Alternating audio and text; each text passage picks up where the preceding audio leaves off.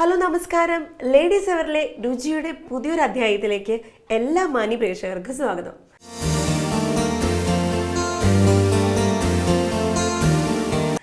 ഇന്ന് ഞാനുള്ളത് പാലാരി മരങ്ങാട്ട് വെളിയിൽ തന്നെയാണ്. നമ്മോടൊപ്പം ഉള്ളത് പ്രൊഫസറും വീട്ടമ്മയും ഒക്കെയായ മാം ശ്രീമതി ധന്യ സനലാണ്. മാമിനെ ഏറ്റവും സ്നേഹപൂർവ്വം നമുക്ക് സ്വാഗതം ചെയ്യാം. Ma'am, welcome to our show. Thank you so much. Yes. അപ്പം മാം, എന്താ ഇന്ന് ചെയ്യാൻ പോകുന്നത് മാം?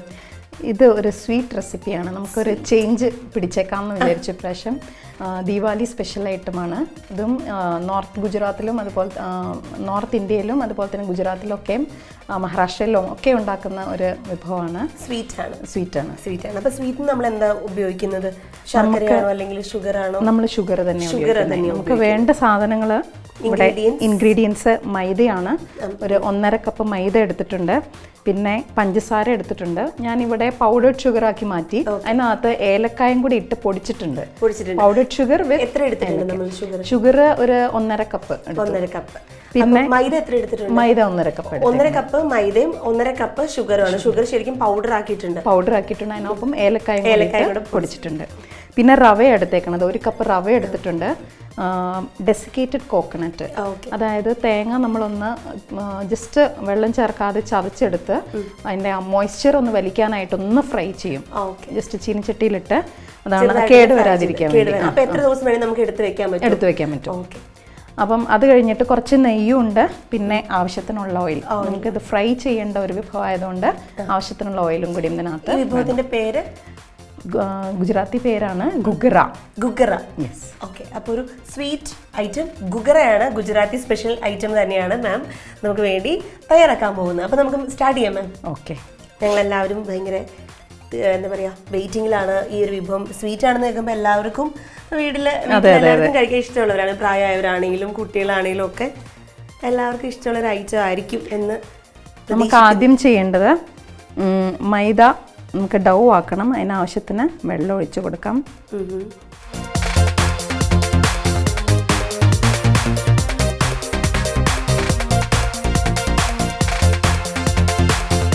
മാം, അത് ശരിക്കും നന്നായിട്ട് ഇത് ശരിക്കും ലൂസ് ആവണോ അല്ലെങ്കിൽ ടൈറ്റ് ആയിട്ട്?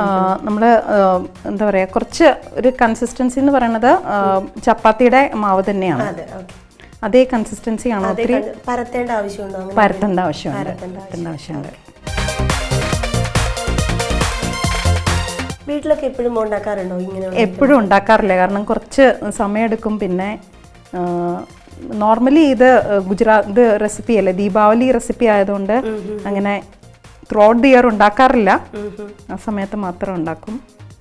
വീട്ടിലെല്ലാവർക്കും ഭയങ്കര ഇഷ്ടമുള്ള ഒരു സാധനം. ഉണ്ടാക്കുമ്പം ഒരു ദിവസം 2 ദിവസത്തിനുള്ളിൽ അത് തീർന്നു പോകും. ഒരുപാട് ദിവസം എടുത്തു വെക്കാൻ പറ്റുന്ന ഐറ്റം ആണോ? എടുത്തു വെക്കാൻ പറ്റും. അപ്പോൾ മാം മൈദ നന്നായിട്ട് കുഴച്ച് പരത്താൻ പാകത്തിലുള്ള ഒരു പരുവത്തിലാക്കി എടുത്തിട്ടുണ്ട്. ആയിട്ടുണ്ടല്ലേ? ആയിട്ടുണ്ട്. ഡോ ആയിട്ടുണ്ട്. ഇനി നമുക്ക് നമ്മുടെ അടുത്ത പ്രോസസ്സാണ്. നമ്മൾ ഇതിലേക്ക് ഒരു ഫില്ലിങ് വരും. അപ്പോൾ എന്താണ് ചെയ്യാൻ പോകുന്നത്? നമുക്ക് റവ ഒന്ന് വറുത്തെടുക്കണം. അപ്പോൾ ഇതെടുക്കാം. ഇതിൽ നമ്മൾ നേരത്തെ പറഞ്ഞായിരുന്ന ഇൻഗ്രീഡിയൻസിനകത്ത് കുറച്ച് നെയ്യ് വേണം. നെയ്യ് ഒഴിച്ചിട്ട് വേണം റവ വറുക്കാൻ. അപ്പം പാൻ വെച്ചു, ദെൻ റവ ഇടുകയാണ്. നെയ്യ് ഒഴിച്ചു, ദെൻ റവ വറുത്തെടുക്കാൻ പോവാണ്. നെയ്യിലാണ് വറുത്തെടുക്കുന്നത്. അതിപ്പോൾ കൂടുതൽ ക്വാണ്ടിറ്റി എടുക്കുകയാണെങ്കിൽ നോക്കി നമുക്ക് ആവശ്യത്തിന് എടുത്താൽ മതി. ഇപ്പോൾ പഞ്ചസാര പൊടിച്ച് കഴിയുമ്പോൾ തന്നെ കുറച്ച് അളവ് കൂടുതലുണ്ട്. അപ്പം നമുക്ക് വേണ്ട ഇത് ഇട്ടാൽ മതി. നമുക്ക് ആവശ്യത്തിനുള്ള ഷുഗർ, മധുരം കൂടുതൽ ആവശ്യമുള്ളവരാണെങ്കിൽ അതനുസരിച്ചിട്ടുള്ള ഷുഗർ എടുക്കുക. ഇനി കുറച്ച് മതി ആണെങ്കിൽ അങ്ങനെ ചെയ്തേച്ചാൽ. അതെ. റവ 1 കപ്പാണെങ്കിൽ ഒരു 1.5 കപ്പ് ഷുഗർ എടുക്കാം. അങ്ങനെയാണെങ്കിൽ, കാരണം ഇതിലിനി തേങ്ങ ഡെസിക്കേറ്റഡ് കോക്കനറ്റും വരും.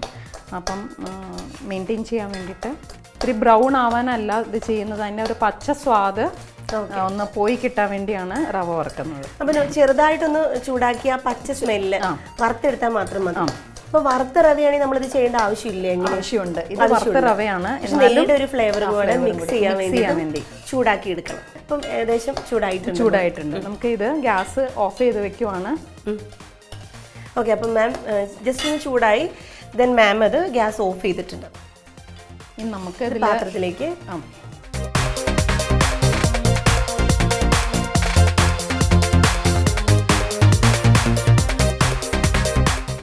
ഇനി ഇതിനകത്ത് നമ്മൾ പൗഡർ ഷുഗറും ഏലക്കായും കൂടി പൊടിച്ച് വെച്ചിരിക്കുന്നത് ഇതെല്ലാം കൂടി നമ്മൾ മിക്സ് ചെയ്യുവാണ്. അപ്പം ഏലക്കായും പഞ്ചസാരയും കൂടെ ഏലക്ക മിക്സ് ചെയ്ത പഞ്ചസാര അങ്ങനെയാണ് പൊടിച്ചെടുത്തിട്ടുള്ളത്. അതും കൂടി നമ്മളിപ്പം ചൂടാക്കിയ റവയിലേക്ക് ആഡ് ചെയ്യുവാണ്. അതിൻ്റെ കൂട്ടത്തിൽ കോക്കനട്ട് ഒന്ന് അപ്പം ഇതിലേക്ക് ഇത് ക്വാണ്ടിറ്റി കുറച്ചായതുകൊണ്ട് അതിനനുസരിച്ചുള്ള ഇത് മാത്രമേ എടുത്തിട്ടുള്ളൂ. ഇത് നമ്മുടെ ഫില്ലിംഗ് ആണ്. എല്ലാം കൂടി നന്നായിട്ട് ഇളക്കി എടുക്കണം. അപ്പം ഇനി എല്ലാം ഏകദേശം ഓൾമോസ്റ്റ് മിക്സ് ചെയ്തിട്ടുണ്ടല്ലോ. ചെയ്ത് കഴിഞ്ഞു. ഇനി എന്താ ചെയ്യാൻ പോകുന്നത്? ഇനി നമുക്ക് അടുത്തത് നമ്മൾ ഡൗ വെച്ചിരുന്നത് അത് നമുക്കൊന്ന് പരത്തിയെടുക്കണം. അപ്പം പരത്താൻ പോവാം. അപ്പം നമുക്ക് ഇനി ഇവിടെയാണ് നമ്മൾ ശ്രദ്ധിക്കേണ്ടത്. കുറച്ച് കനത്തിലിരുന്നാൽ നമ്മൾ ഫ്രൈ ചെയ്യുമ്പോൾ അത് പൊട്ടി വരില്ല.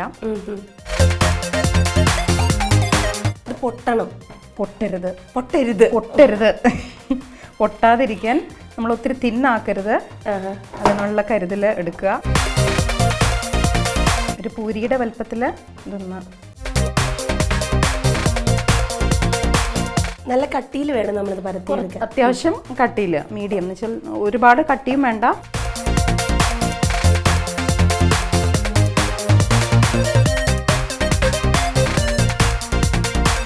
ഇനി നമുക്ക് ചെയ്യേണ്ടത് ഇതിനകത്ത് ഫില്ലിങ് ചെയ്ത് കൊടുക്കണം.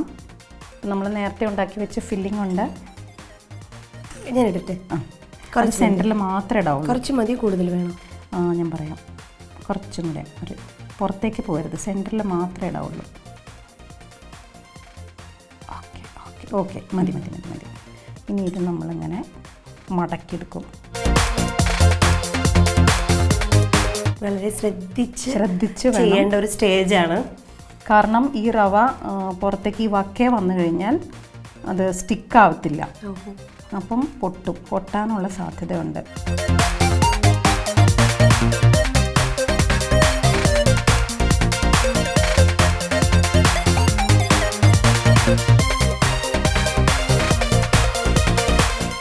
ഇതിങ്ങനെ നമ്മൾ ഇതിൻ്റെ 2 എൻഡ്സ് ജോയിൻ ചെയ്യണം.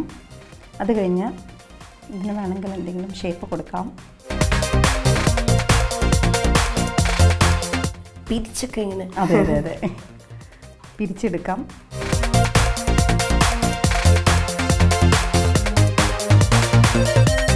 അങ്ങനെ ബാക്കിയെല്ലാം നമുക്ക് ഇതുപോലെ ഫില്ല് ചെയ്യാവുന്നതാണ്. അപ്പം മാം ദാ വളരെ ഭംഗിയായിട്ട് അതിങ്ങനെ ഉള്ളിൽ ഫില്ല് ചെയ്തുകൊണ്ടിരിക്കുകയാണ് നമ്മുടെ സ്വീറ്റ് ആയിട്ടുള്ളൊരു ഐറ്റം. അപ്പം റവയും നമ്മുടെ പഞ്ചസാരയും കൂടെ മിക്സ് ചെയ്തിട്ട് അത് ഫില്ലിങ് കഴിഞ്ഞു. ഇനി നമുക്ക് അടുത്ത സ്റ്റേജ്, ലാസ്റ്റ് സ്റ്റേജാണ് നമ്മൾ ഡീപ്പ് ഫ്രൈ ചെയ്തെടുക്കണം. ഓക്കെ, അത് നമ്മൾ നന്നായിട്ട് വറുത്തെടുക്കണം. മാം ഇത് നെയ്യിലാണോ എണ്ണയിലാണോ നമ്മൾ വറുക്കുന്നത്? ഗുജറാത്തീസ് സാധാരണ നെയ്യിലൊക്കെയാണ് വറുത്തെടുക്കുന്നത്. പക്ഷെ നമ്മൾ ഒത്തിരി ഹെവി ആയി പോയില്ലെന്ന് ഓർത്ത് നമുക്ക് ഏത് എണ്ണ വേണമെങ്കിലും ഉപയോഗിക്കാം. കോക്കനട്ട് ഓയിൽ അല്ലെങ്കിൽ സൺഫ്ലവർ ഓയിലൊക്കെ ഉപയോഗിക്കാം. നമ്മൾ എന്തായാലും കേരളത്തിലെല്ലാവരും സൺഫ്ലവർ ഓയിലായിരിക്കും എടുക്കുന്നത്, അല്ലെങ്കിൽ വെളിച്ചെണ്ണ. മജോറിറ്റി ആളുകളും ഇപ്പം മാറി, ഡയബറ്റിക്സ് ഒക്കെ രോഗങ്ങളൊക്കെ ഉള്ളതുകൊണ്ട്. ഇതിന്റെ പേര് ഗുഗറ, സ്വീറ്റ് ഗുഗറ. അപ്പം ആവശ്യത്തിന് എണ്ണ ഒഴിച്ച് കൊടുത്തിട്ടുണ്ട്. ഓയിൽ നോർമൽ കോക്കനട്ട് ഓയിൽ നമ്മൾ എടുത്തിട്ടുള്ളത് സൺഫ്ലവർ ഓയിൽ തന്നെയാണ്. ഓക്കെ, അപ്പോൾ അത് വറക്കാൻ ആവശ്യമായ ഓയിൽ, സൺഫ്ലവർ ഓയിൽ മാം ഒഴിച്ചു കൊടുത്തു. ഇനി നമ്മൾ ചൂടാവുന്ന വരെ ഒന്ന് വെയിറ്റ് ചെയ്യാം. ഇത് ശരിക്കും മുങ്ങിക്കിടക്കാൻ പാകത്തിനുള്ള എണ്ണ വേണം. പിന്നെ ഇത് സീൽ ചെയ്യുമ്പോൾ മാത്രം ഒന്ന് ശ്രദ്ധിക്കണമെന്നേ ഉള്ളൂ. റവ വക്കയിലുണ്ടെങ്കിൽ അത് ശരിക്കും ഒട്ടില്ല. അന്നേരം ഫ്രൈ ചെയ്യുമ്പോൾ അത് പൊട്ടി വരും. ശരിക്കും ഇതിന്റെ സീലിംഗ് ആൻഡ് ഫില്ലിംഗ് ആണ് ഏറ്റവും ഇമ്പോർട്ടൻറ്റ്, കെയർഫുൾ ആയിട്ട് ചെയ്യേണ്ടത്. അപ്പം എണ്ണ ചൂടായി കഴിഞ്ഞിട്ടുണ്ട്. നമ്മുടെ സൺഫ്ലവർ ഓയിൽ ചൂടായിട്ടുണ്ട്. ഇനി നമ്മുടെ മെയിൻ ഇൻഗ്രീഡിയൻ്റ് ആയ നമ്മുടെ മെയിൻ ഐറ്റം അല്ലേ, നമ്മൾ ഡിപ്പ് ചെയ്യാൻ സ്റ്റേജാണ്.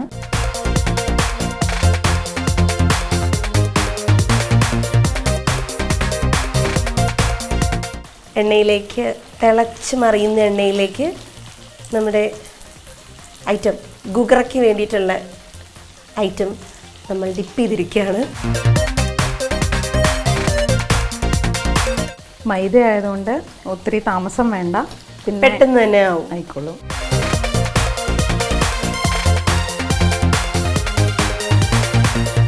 ശരിക്കും കളർ മാറണോ അല്ലെങ്കിൽ ഒരു ബ്രൗണിഷ് ആവും. ബ്രൗണിഷ് ആവും, ഫുൾ ബ്രൗൺ. ഓക്കെ.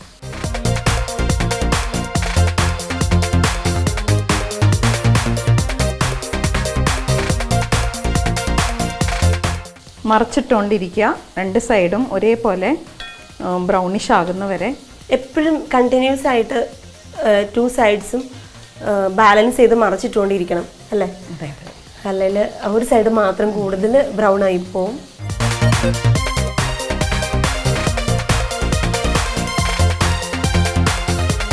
മാം പറഞ്ഞ പോലെ ഏകദേശം ആ ഒരു ബ്രൗൺ ഷെയ്ഡിലോട്ട് വന്നിട്ടുണ്ട്.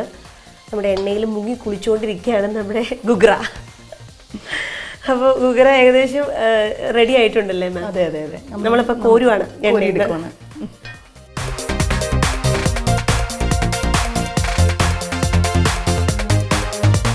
അപ്പോൾ ആദ്യത്തെ സെറ്റ് ഓഫ് ഗുഗ്ര റെഡിയായി കഴിഞ്ഞിരിക്കുകയാണ്.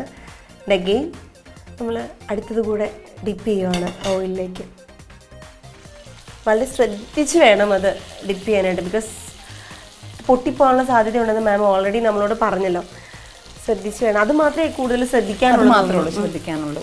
അപ്പോൾ ദാ നമ്മുടെ ഗുഗ്ര, ഗുജറാത്തി സ്പെഷ്യൽ ഗുഗ്ര റെഡിയായി കഴിഞ്ഞിരിക്കുകയാണ്. അപ്പോൾ ma'am thank you so much കേട്ടോ ഇത് ഉണ്ടാക്കി തന്നേനെ. പിന്നെ കഴിച്ചിട്ട് വീണ്ടും ഒരു താങ്ക്സ് കൂടെ ഞാൻ പറയുന്നതായിരിക്കും. അപ്പോൾ നമുക്ക് ടേസ്റ്റ് ചെയ്താലോ? അപ്പോൾ നമ്മളെല്ലാവരും വെയിറ്റിങ്ങിലായിരുന്നു. അപ്പോൾ എല്ലാവരും ഈ റെസിപ്പിയൊക്കെ കണ്ട് പഠിച്ചു. അപ്പോൾ അതെ ഞാൻ ടേസ്റ്റ് ചെയ്യാൻ പോവാണ്. ഇതിൻ്റെ റിസൾട്ട് ദാ ഇപ്പോൾ വരുമെന്നായിരിക്കും.